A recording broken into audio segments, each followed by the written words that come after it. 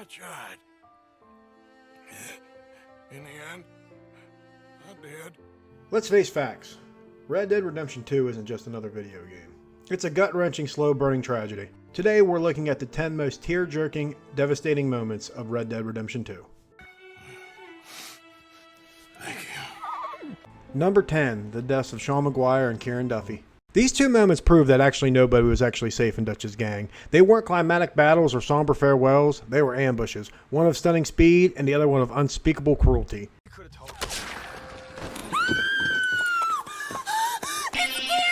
These two deaths were more than just losses. Sean's sudden end was a cold reminder that their actions had deadly consequences. Kieran's, on the other hand, was an absolute gruesome message that proved that there was no sanctuary from their enemies, not even at their own home. Together, these moments stripped away from romance of the outlaw life and exposing the grim, bloody reality underneath. These two deaths weren't actually just shocking for their brutality, but for their profound emotional and psychological damage they inflicted. Number 9. Arthur and Mary. In a time before we actually knew who Arthur was, he was actually engaged to a young Mary. But unfortunately, Mary's family despised Arthur's connection to the Vanderlyn gang and Arthur's loyalty to the gang. You mean the family that always looked down on me? With the impossible choice between love and loyalty, the engagement eventually had to be broken off. Mary ended up actually getting married later on and became widowed, and that actually created a whole bunch of what-ifs. You've been made a widow and you come here looking for me, is that it? And this is actually how we're introduced to Mary. Arthur ends up actually getting a letter from Mary. Her brother Jamie has fallen in with a cult, and she's actually turning to him for help, and that's what kind of opens this all back up again. Later on down the road, Mary ends up sending Arthur another letter. This time she needs help with her father, who's got a really bad gambling problem. And after Arthur actually ends up helping her with that, she suggests a night at the theater. They actually end up going on a date. Shut up and act like a gentleman, or at least try to for once in your brainless life. And that's when you really see how much these two really mean to each other. You can actually feel it, the love they have between each other. But they're just two different kind of people and two different kinds of lives. What's even more heartbreaking about it than anything is that it actually ends through another final letter from Mary. And in that final letter, Mary will let Arthur know that she's actually left town for good, that she has to let him go because she knows he will never change. And it's pretty heartbreaking because in that moment, Arthur was already going through so much, and he actually decided to pull out his journal and put in there, "I discovered I had a heart because it was broken." Number 8. Arthur says goodbye to Abigail and Sadie. After Arthur and Sadie are returning back with Abigail from saving her from the Pinkertons, Arthur knows that he doesn't have much time left. At this time, Arthur's running under the assumption that John has either been killed or captured. Abigail, I was on the train and I didn't see it. After a heartfelt goodbye, Abigail makes a point to let John know that she has the key to the lockbox back at the gang's hideout. Take this. I don't need it anymore. Before this moment, every decision that Arthur ever made was for the bigger picture, was for more money.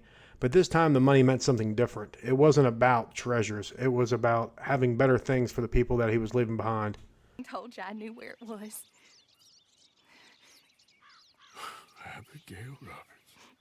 Number 7. Arthur tells Rainfalls about his son. By chapter 6, Arthur's world's kind of crumbling around him. He's lost complete faith in Dutch and his body's starting to fail him. That's when he confessed to the fact that he used to be a father. I had a son once, years ago. Don't talk about him much. Oh, what was his name? Isaac. His mother, Eliza, was a waitress I met. He goes on to talk about how his outlaw lifestyle made being a full-time father impossible, but he tried to visit as much as he could. She knew who I was, what my life was. I didn't want to promise nothing I couldn't keep, but I said I'd do right by them. That's when he delivers the devastating end to the story. I got there one day and saw 2 crosses outside, and I knew right away. Turned out some bastards had come through, robbed him, and shot him dead. You can't help but feel nothing but complete compassion for him at this moment, knowing how long he'd been holding that in and how hard it had to be to finally tell somebody about it. Number 6. The bank robbery of Saint Denis. To tell this story, we have to go back a little bit. After being played for a fool by Angelina Bronte, a wealthy crime lord and businessman of Saint Denis, There's almost nothing here. There should be stacks of cash in there. Dutch doesn't respond with caution, he only responds with rage. If you played the game, you remember this scene. Dispose of! Our friends, the Pinkertons, gonna come and rescue you? This would prove costly, as Dutch had just assassinated the most powerful man in Saint Denis. As Hosea Matthews, the gang strategist known for being level-headed, had came up with a plan to rob Saint Denis' bank. But Dutch's murder of Bronte put the gang in an unwinnable situation. While Arthur's in there cracking the safes, the gang is being surrounded by lawmen and the Pinkertons, the detective agency of the U.S. government. Arthur gets there just in time to watch Hosea get gunned down in the street. Come on!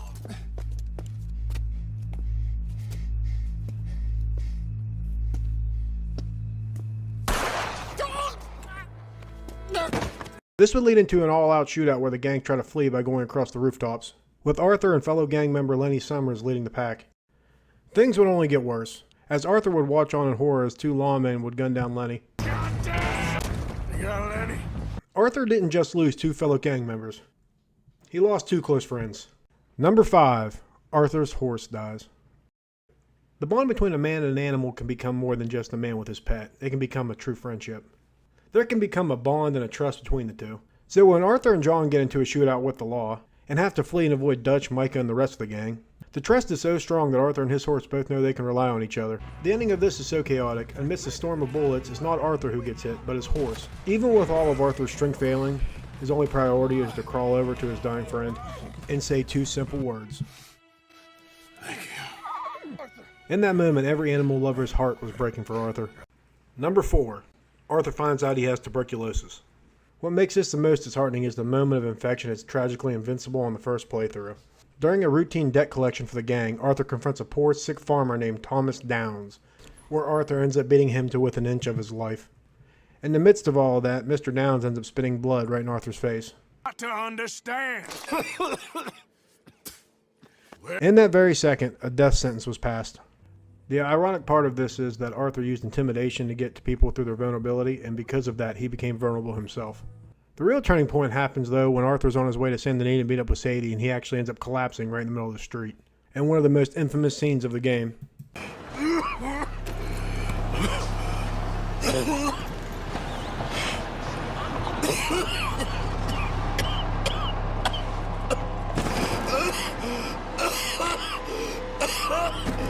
He ends up getting drugged off the street by some random stranger and helped to the doctor, where he finds out the worst news possible.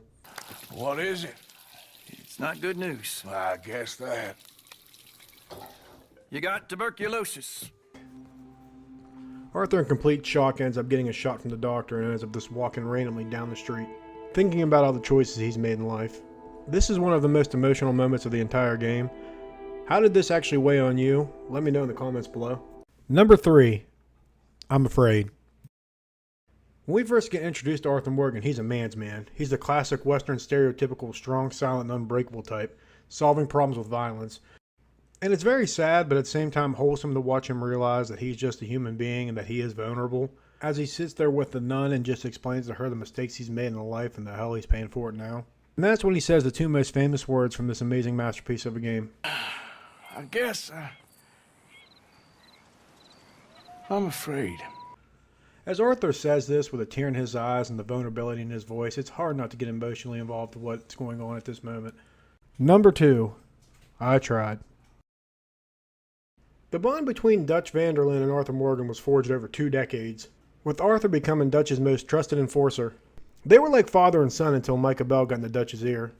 To the rest of the gang, the things Micah was saying sounded like pure chaos, but for some reason it just sounded right to Dutch.